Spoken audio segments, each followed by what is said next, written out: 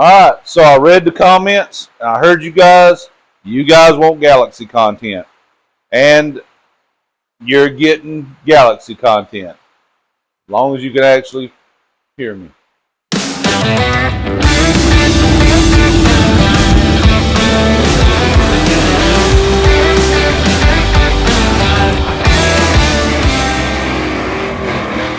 I'd say it's a nut job. So you're going to have to bear with me today. The rain is beating the roof off this building, and I hope the audio is coming through okay. I won't know till I start editing. But you wanted some Galaxie content, you're going to get some Galaxie content. Yes, as I said in the previous video, I have 2 engine builds to finish up and a Jeep to finish up, but I'm waiting on parts. And while I'm waiting on parts, we can make a video with this particular Galaxie, the red one.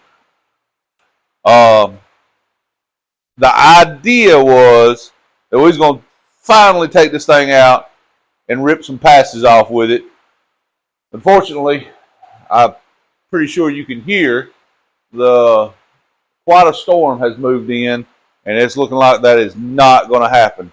But anyway, we're going to make a video on it anyway, and today we're going to show you how to do a basic nut and bolt check. We're going to show you how to go over a car that hasn't been out in a long time and make sure it's still safe and make sure everything's still in good order on it. This car was a World Championship caliber car before all the COVID mess hit, and the car has just sat since then. Not sat in the essence that it has just been tucked away in a corner and forgot about. It's been driven in and out of the garage and things like that, but it hasn't been down a track in probably 4 or 5 years now. So we need to go over everything, make sure everything's okay, nut, bolt, check everything, lay our hands on all the important systems, and make sure that everything is still okay in this car. And I'm going to show you how I do that. So anytime you jump into a vehicle, especially a race car for the first time, you need to go over everything. You need to make sure that nothing has worked itself loose, that no electrical connections have worked their way loose, or that none of the systems have whatever from sitting. You need to go over everything. You need to look at everything. You need to put your hands on everything. This is part of the safety of going over all the spots on a car. And I'm going to show you at all the different levels of what we look at. So one of the first places I'm going to look is I'm going to look under the hood. Now, you don't see mechanical issues, but what you will see is if anything's loose. If this one has an alternator on it, so there's a belt going from the alternator to the crank pulley, you will see if it's weather checked, cracked, anything of that nature. If there's any leaks, anything like that, we're looking for visual signs first.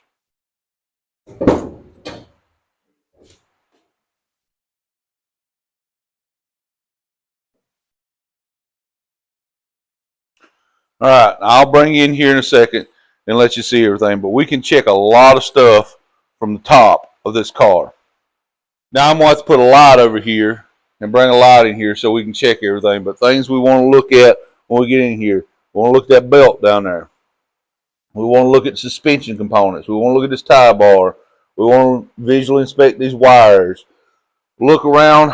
We did drive it in here. We want to look around, see if we see any evidence of fuel where it has leaked.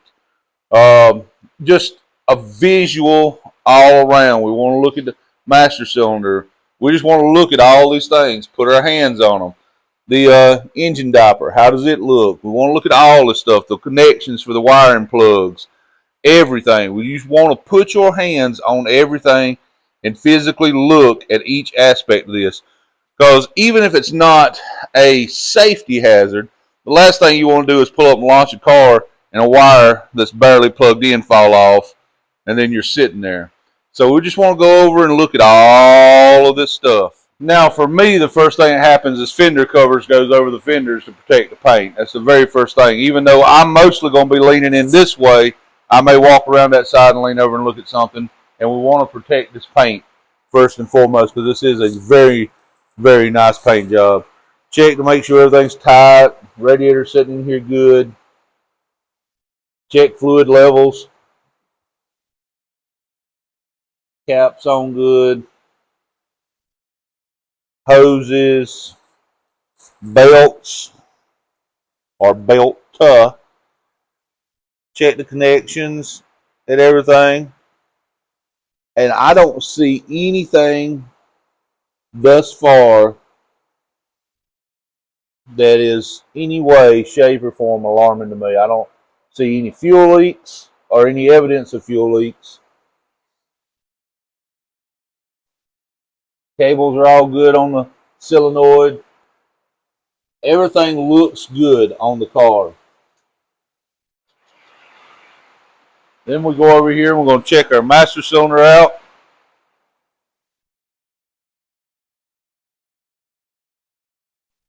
Front's full. Rear is full. Everything is checking out very, very nicely. Now, I can't give you a whole lot of specs on this engine outside of what we see because I didn't build this engine. And I really don't know what's in here. We can go by visual clues. We know it's got MSD on it. We know it's got this nice coil here on it. We know it's got an electric water pump, but it's got an alternator on it. There's things we can see, we know. I also know that this is built off of a 460. Very nice fuel lines on it. Oh, and if you're interested in any of these fuel lines, these are quick connect fuel lines. These things are very nice. They go to the carburetor, the regulator. They're on a fuel pump and everything. And those are made by this company right here. So if you're ever interested in looking some of those up, you can do it right there. I personally haven't even looked any up yet. Everything seems to be in great shape. All the connections seem to be made really well. Everything seems to be tight. I don't see any leaks anywhere. So, after a visual inspection of this, we'll do a visual inspection of the steering components, and we'll do a visual inspection of the rear end. And then we'll start diving in and looking at some of the other stuff. All right. So now we get underneath, and my light here is having mental issues. We get underneath and we take a look underneath, and other than a few spider webs hanging places, everything under here looks extremely well. A little dirty, but that can be expected from sitting, but everything looks fresh. My light is not cooperating. I'm sorry, folks. Everything looks fresh. See the engine diaper right there. Nice shocks. Come on. My light is sorry about that light, but everything looks good. We don't see anything that looks concerning under here. Have to go from behind the tire to see the steering. A little further back here. Thing looks okay. I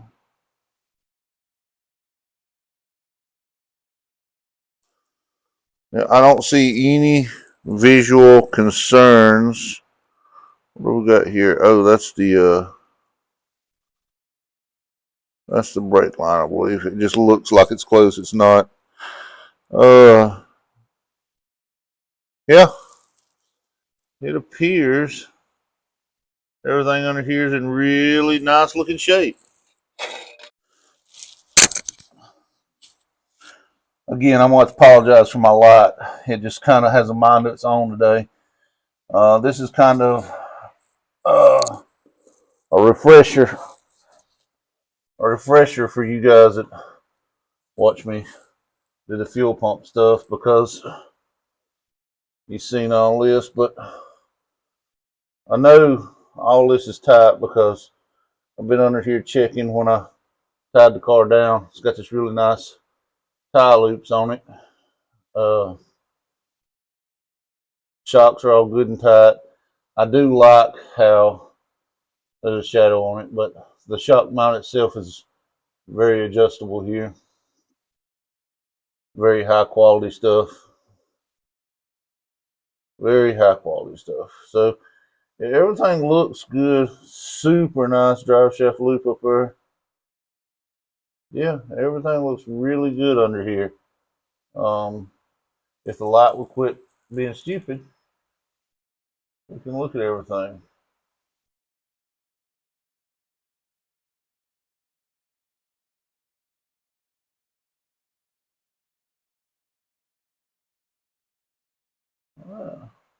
It's different than Legacy. It's a different animal altogether. This car is a very much a different animal than Legacy. Legacy is still a leaf spring car, still stock style suspension. It's a different animal than this car, for sure. These cars are very different animals. Between Legacy and the 64, they're very different. Legacy still leaf springs. It's old school setup. It's got the super stock springs under it, slapper bars. It's 4-speed. This is automatic. It's FE powered. It's 385 powered. It still has coil springs on the front. This is coilovers. It's very, very different setups, but they're made for very, very different purposes. This car was built a purpose-built bracket car.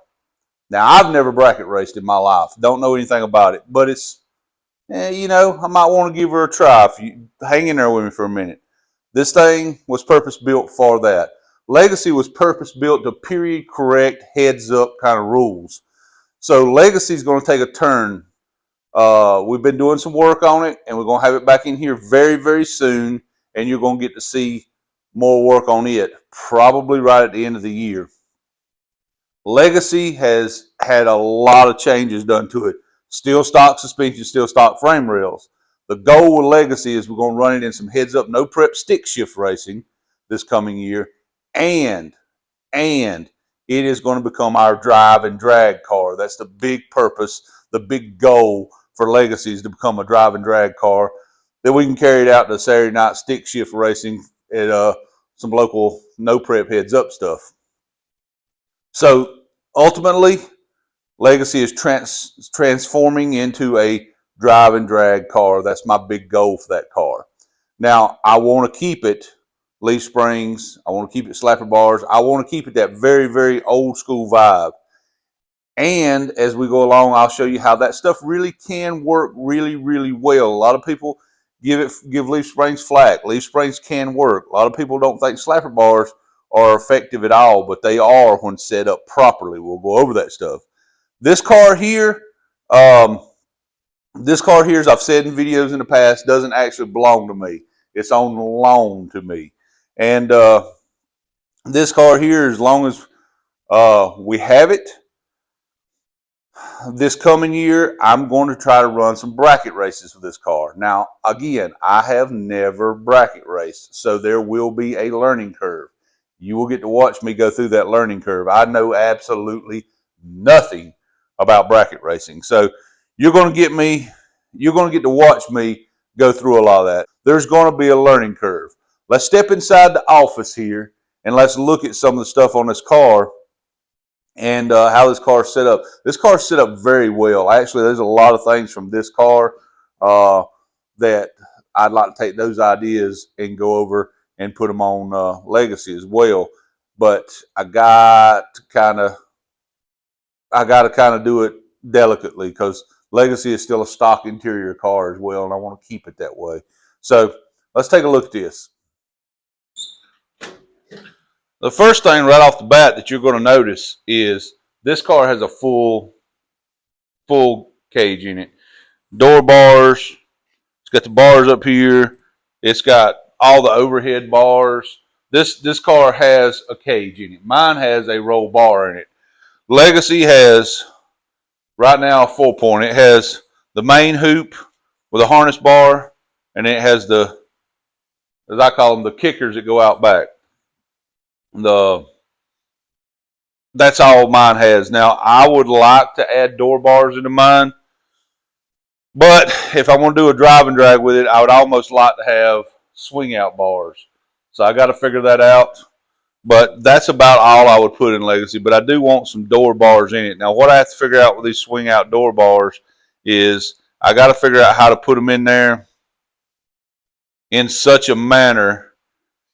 I got two options. Either A, I can put them like this with swing outs, but I think they're going to hit my armrest. This car doesn't have that problem. Or I can put the kind that kind of turn and come down and go along the floor right here. So, you know, they're probably not NHRA legal, but it's up to a certain speed, and I got to do a little research. So this one also does not have a full interior.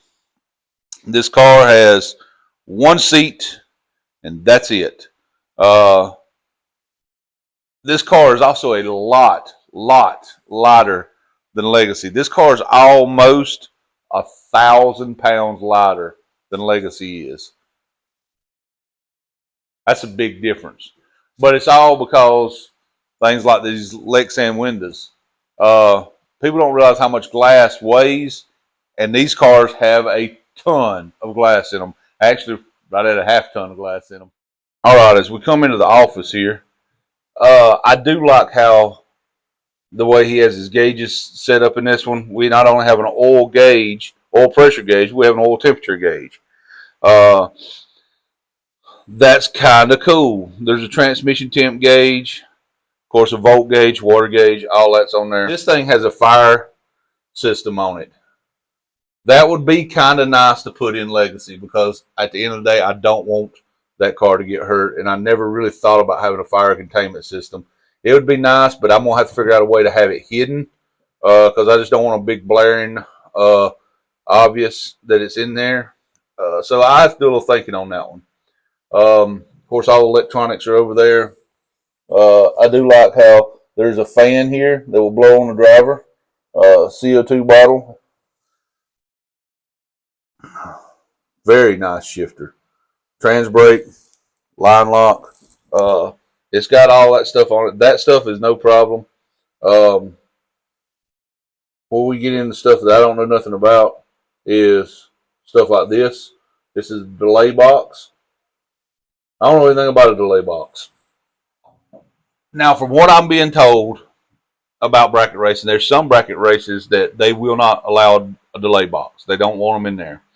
So I think for me, as a guy that's going to start out learning the whole bracket racing thing, I'm just not even going to fool with a delay box. I'm not going to fool trying to figure it out. I'm not going to fool trying to have one. It's going to be one of those deals where I'm just going to ignore it, and I am the delay box. And I'm going to start out that way in a couple of reasons. One, I want to get a feel for the car and what the car is doing, how it's doing it, and all. And the fact that I've never used one in Legacy, and I am pretty consistent on a tree. I know that's a 4-speed car and this is automatic, but in my mind, the theory applies. Now, it may be a different reaction time, but the theory still applies that I'm personally pretty consistent. So that means that all I have to do is adjust the time in which I leave, if you understand what I'm saying. That's what my mind says. And secondly, that's something else to learn, and I'm already learning this whole car. So I think I want to learn the car, and I want to do some tests. And maybe I start using it before we actually go racing. But for testing, and when we start making passes in this car, I'm not going to use the delay box, because I want to learn the car. And once I learn the car, then I'll start worrying about other stuff.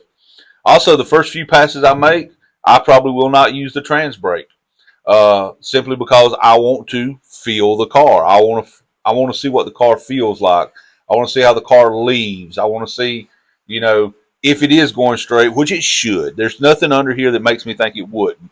But I want to know all these things the first couple passes. Honestly, the first pass is probably going to be a 60-foot pull, and then I'll be out of it.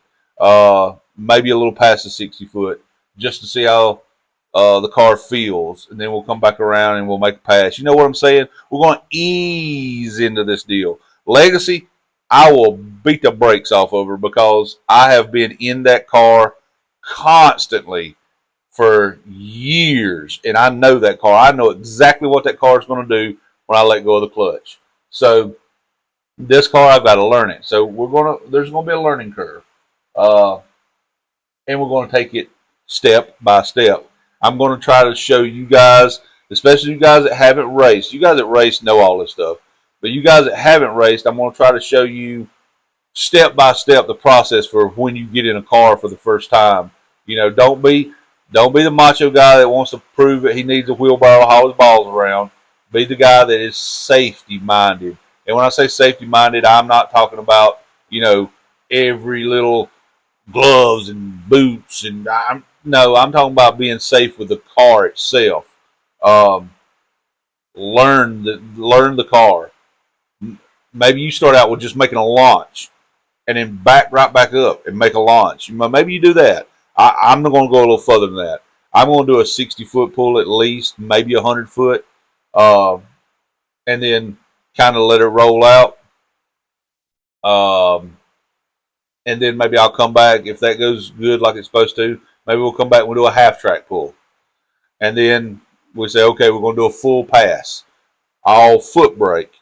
And then once we get a full pass under us, everything feels good, we'll say, okay, let's put it on trans brake now and see how it responds. You know, we're going to take it step by step. This car should be fairly rowdy. Especially since I know how the Galaxie runs, and this thing's 1,000 pounds lighter. Hang in there. We are going to make passes in this car once the weather decides to actually cooperate with us. This week is going to be out of the question. I don't know if you can hear it, but the rain is beating the roof off this building. So this week is out of the question. So at some point, me and old Foghorn Leghorn over here are going to make a pass. The good thing about us is tracks in our area, I won't name any names at this moment, but tracks in our area stay open year round. And we'll be able to get out there and see, and just get after it and see what happens. Just got to go through these systems to make sure each component works.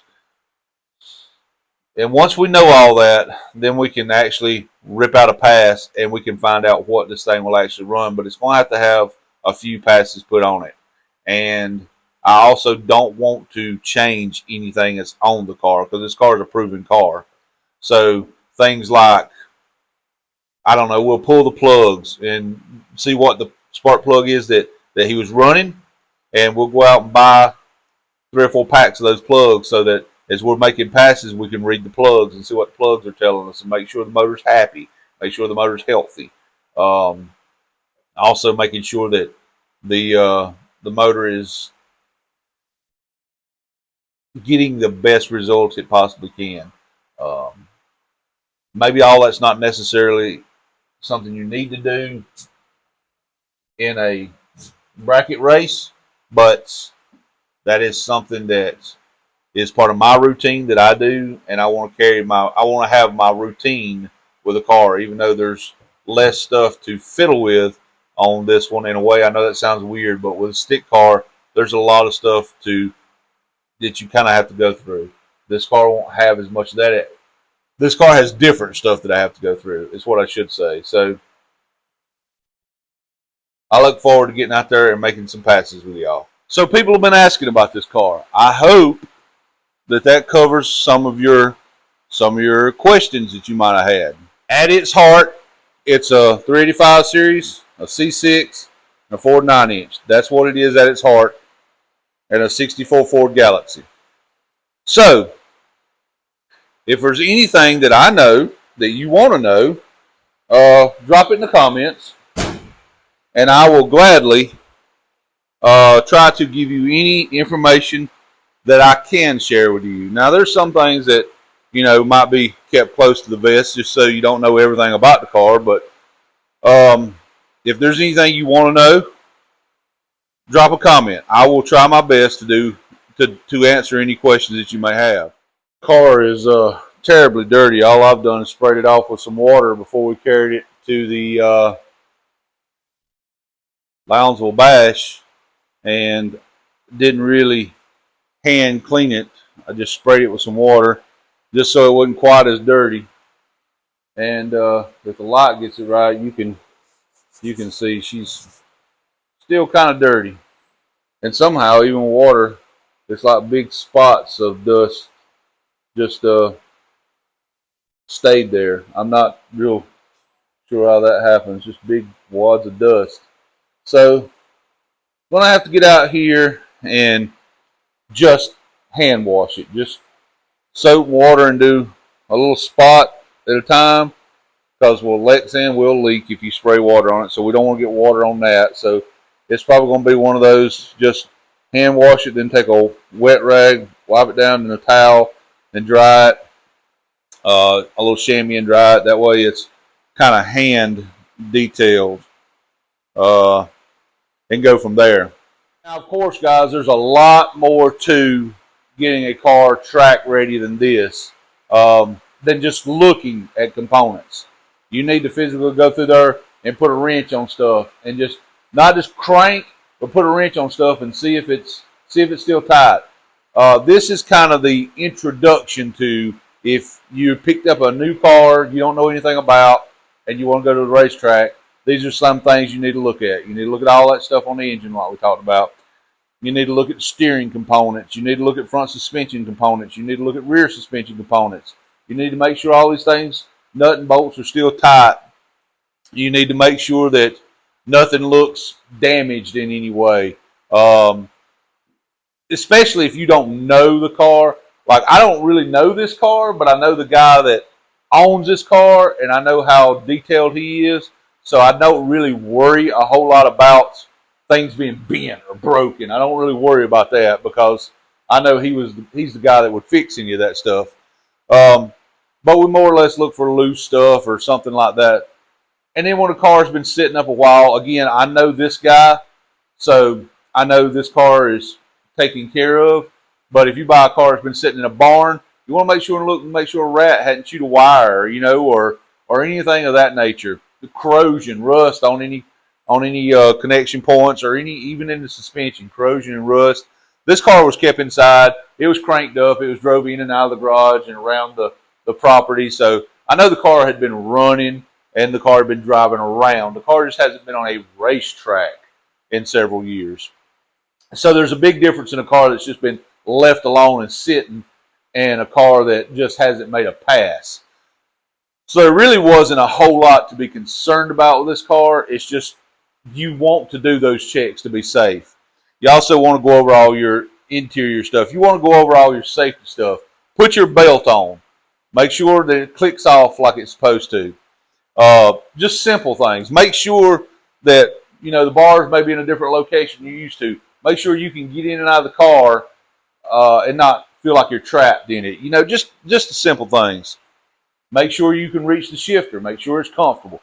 Make sure, if like this car has a fire system on it, make sure when you're sitting in your seat strapped in, you can get a hold of that fire nozzle, or sorry, I can't English today. The big red knob that you got to grab a hold of and pull back. Make sure that you can reach it. You understand? All right, then.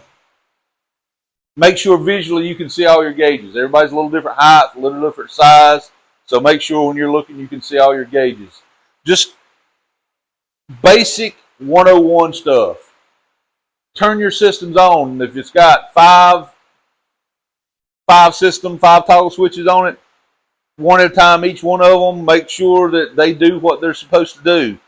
Make sure that your kill switch works on the back of the car. Just go through and make sure that you're not going to get hurt in your investment. At the end of the day, nobody wants to see a car damaged in any way, but your life is more important. So make sure that there's nothing on this car that's going to hurt you. These cars do not want to hurt you.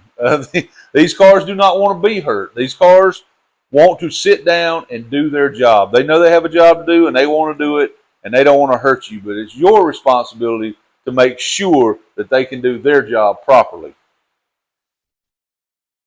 If there's anything else that I didn't say about this one that you want to see, let me know. We're going to get this one. We're going to get all the cobwebs knocked off of this one. We're going to give it a good bath, and we're going to get it to the track, and we're going to make some pulls on it over the winter, over the next couple of weeks, hopefully. We're going to get it to the track and make some pulls on it and make sure that this thing does what it's supposed to do. And then we will probably put it away for the remainder of the winter. We just want to make sure that everything functions. Then we can put it away for the remainder of the winter, and then we can focus on Legacy and getting Legacy ready to make its debut in the spring of the year. Because I think the first no prep race is either in March or April. So we'll get Legacy in here. We'll get through it, nut bolt it, and we'll finish up that motor. There's a few things that need to be done. We still don't have a fuel system in that car, and there was something else that needed to be done. I don't remember what it was, but I know the big thing is the fuel system. We still don't, oh, and there's an oil leak.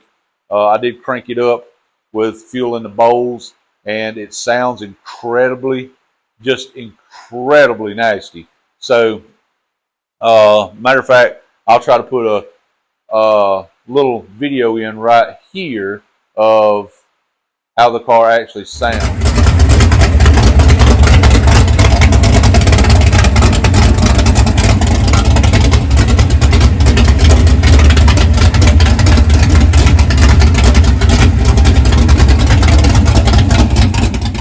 So the car sounds incredibly nasty. I just need to get a fuel system running all and get an oil leak fixed. And that car should be pretty close to ready to go no prep racing. There's a couple of little things I need to do to it to make it more street car for the drag and drives, but we're not going to worry about that until the drag and drives get closer, because they all come toward the end of the year, the ones that I do. So, all that being said, I have heard you. There will be more Galaxie content on this channel.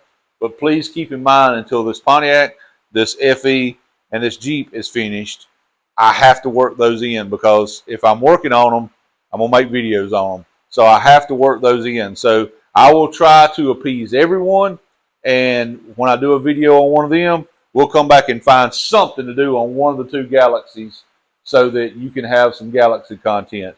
We're also going to work in the Cougar and the wagon. We got things to do on both of them. We have fuel system issues with the wagon, and we have transmission issues with the Cougar. We're going to work those in and get those done. But you have my word that from here on out, we're going to do as much old stuff as we possibly can and kind of stay away from the modern vehicles. So just understand that in the future, what you're going to see on this channel is Galaxie, Cougar, wagon.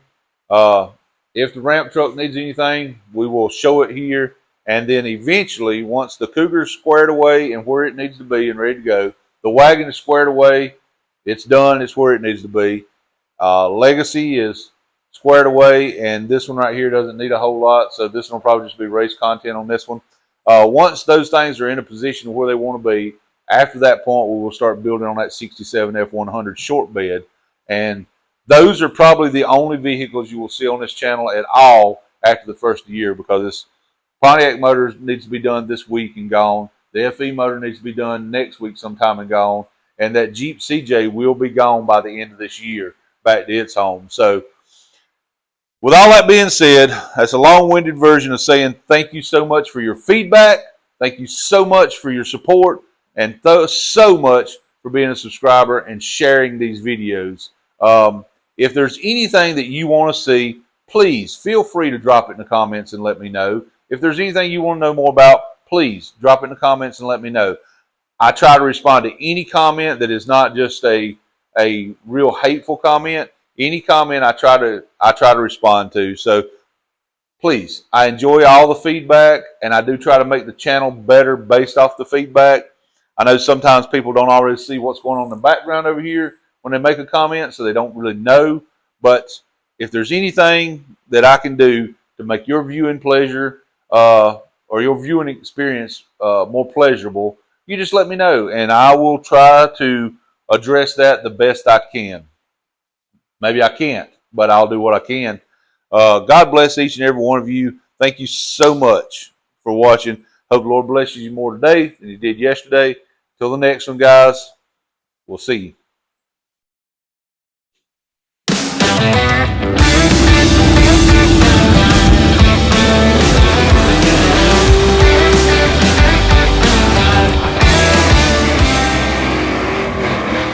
I'd say he's a nut job.